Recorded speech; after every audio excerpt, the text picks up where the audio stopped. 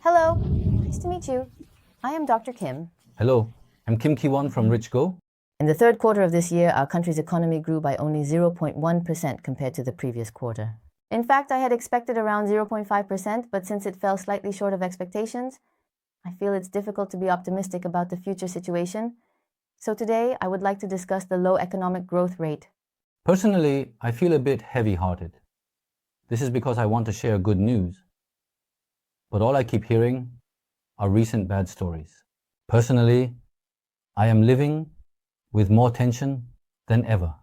And I often think that something really serious could happen. This is because I was actively working during the 2008 financial crisis, and I thought, what does it really matter to me if the US lowers interest rates or if an economic crisis occurs? However, it can have a huge impact on my life, especially for those who invest in assets like real estate or stocks. These economic factors seem extremely important. So I believe that if one missteps right now, it could truly lead to a fall into a precipice. I see it as a very dangerous situation. Let's take a look at the data. See just how low the growth rate is. This is the quarterly data on South Korea's economic growth rate. As you can see, there was a brief dip during COVID, but overall, it grew by about 1% or more. In the case of this third quarter, we had a growth rate of about 0.5%. Because there were many talks about exports improving, it was estimated to grow by about 0.5%. But looking at the results, it was only 0.1%. It was a fifth of what was expected. So it's not a negative growth, but it has deteriorated significantly beyond people's expectations. However, as you can see here, while domestic demand has somewhat recovered, the exports that were supporting our economy have taken a step back, leading to a collapse in economic forecasts. In fact, the part that has driven our economy so far has been exports. It's a bit surprising that the export sector has slowed down. So if you look at these detailed contents, there are private consumption, government consumption, and so on. So there are parts that are negative, with construction investment at minus 2.8 and exports at minus 0.4. In fact, everyone thought that exports were improving. I also thought that exports were improving, but when I actually looked at the results, exports were negative in the third quarter. So if you look here, you might wonder why exports are stagnating. It's because of the export structure that is heavily reliant on semiconductors. And now, due to weak demand for electric vehicles, strikes at automakers, and parts suppliers, exports have not been able to maintain a recovery trend. This is what we are discussing now. What stands out is that the growth rate in construction investment is very low. It seems that real estate-related companies are going through a very tough time, and I think this phenomenon will continue for at least another 1 to 2 years. So if you look at recent articles related to this, there are mentions of growth rate shocks, declining forecasts, and a decrease in export volumes. And the US has a growth rate of 2.8% for the third quarter. That large country. However, South Korea has seen a simultaneous decline in production and consumption. Exports have also dropped. So, in the case of South Korea, while the data from the US is quite good, South Korea is, in fact, a country that is very dependent on export.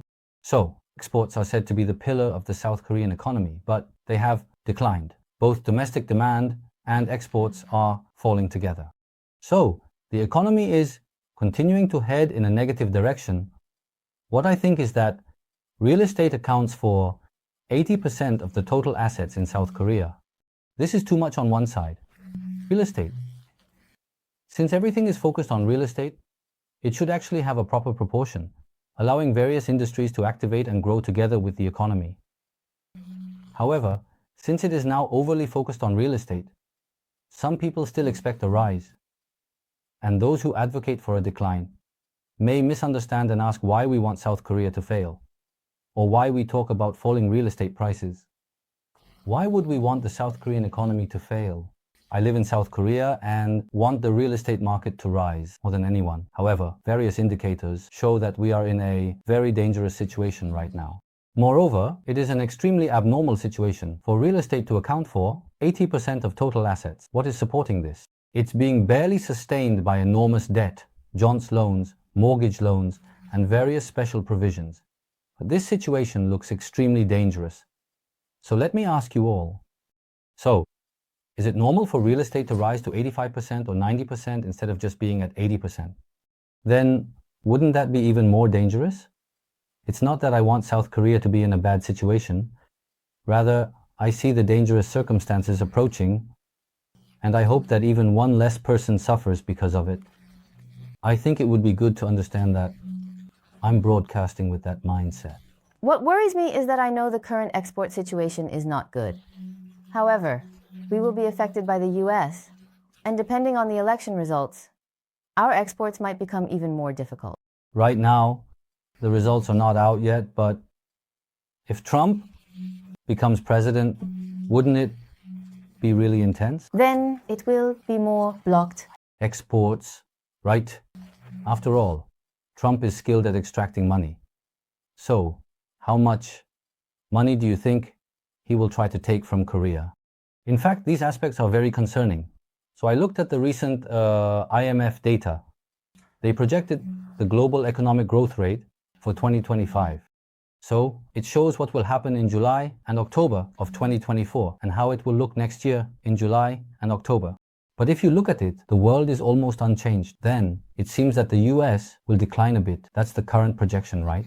Yes, it's 2.6, 2.8, but next year it will be 1.9, 2.2, and the Eurozone is expected to improve next year, right? Japan will improve too, right? Yes, the UK will improve, right? How about Korea? Korea will not improve, right? Korea will not get better. So, as you can see here, the global economic growth rate will be quite similar next year as it is this year. But looking at the countries that are declining, we have India, China, and then Russia, and the US. South Korea is not listed here, yes? But if you look here, South Korea is also shown to be declining. So if you look at this, the economic growth rate outlook is declining for South Korea, US, India, China, and Russia. But which country has the highest export proportion for South Korea? It's the United States. It's the US and China, right? The US and China, but it seems that both will not improve. So what does that mean? South Korea, a country that relies on exports for its livelihood, will likely get worse. The IMF's refined analysis has significant implications.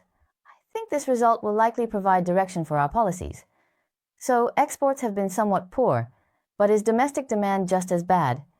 Is it concerningly bad? That's right. Domestic demand is also quite concerning right now. This data shows the index growth rate of consumer sales. It indicates how much individuals are consuming, and it's the lowest since 2003. This is the lowest since 2003. So what does that mean?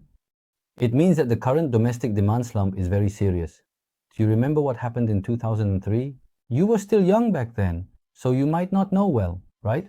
There was a credit card crisis in 2003. Back then, in 2002, students were given credit cards without any restrictions, which caused chaos. As a result, auctions increased significantly. If you look at it, the situation now is even more serious than back then. Right now, there hasn't been a crisis or financial turmoil yet. What scares me is that though a crisis or turmoil hasn't happened yet, the environment surrounding us is worse than back then. But if a recession were to occur in this situation, I believe it would be really, really dangerous. If you think about it that way, it's not good. With interest rates being unfavorable, there are opinions suggesting that we should lower the rates sooner to stimulate the economy. That's right. On the other hand, there are issues regarding the exchange rate, so I'm curious about what the government should support and how to achieve balance. I think you all have become experts now.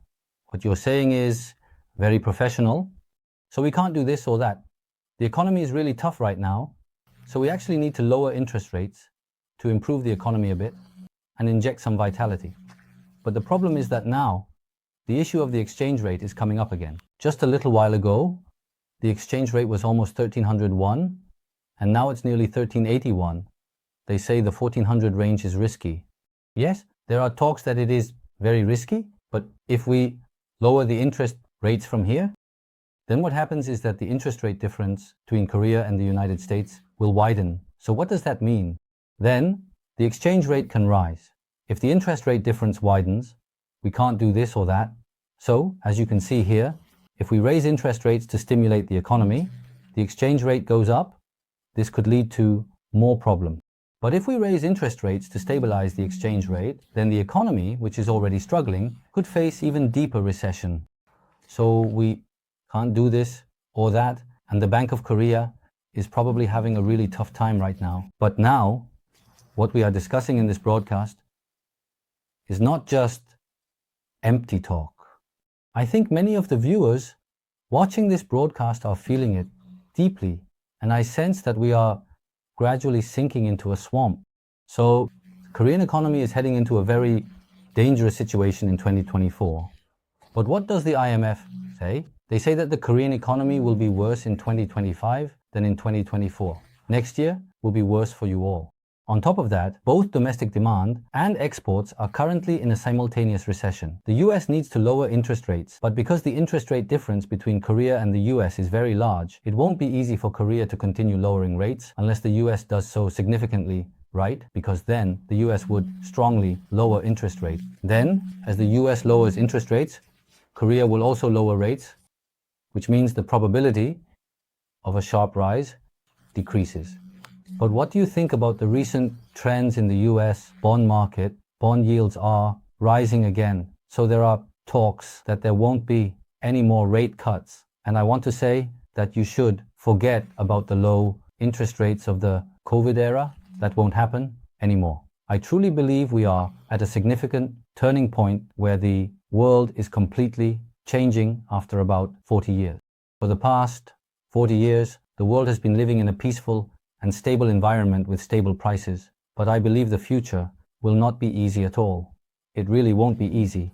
Everyone, you really need to stay alert. Do you want to invest in real estate under these circumstances? It's really a big deal. What I'm saying is that investing in real estate right now, like buying a home, is serious. It's extremely risky, and this is not the time for that. You really need to prepare for the dangers that are coming. You must prepare, everyone. You need to prepare. I want to talk in more detail, but this doesn't seem like something to discuss on YouTube. The dangers that are approaching are becoming increasingly serious, so we need to tighten our belts more than ever, save money, and also consider hedging some of our assets when risks arise. How about preparing for next year, 2025? As you mentioned, I really want to share a lot of positive news, but I see comments asking why I only talk about negative things and if I'm dampening hope. However, I am analyzing and discussing based on facts. So if the economic situation improves, we will also share positive news. Today we talk seriously about the economic growth rate for the third quarter, the major challenges ahead, and how we can respond. I will conclude here. Thank you.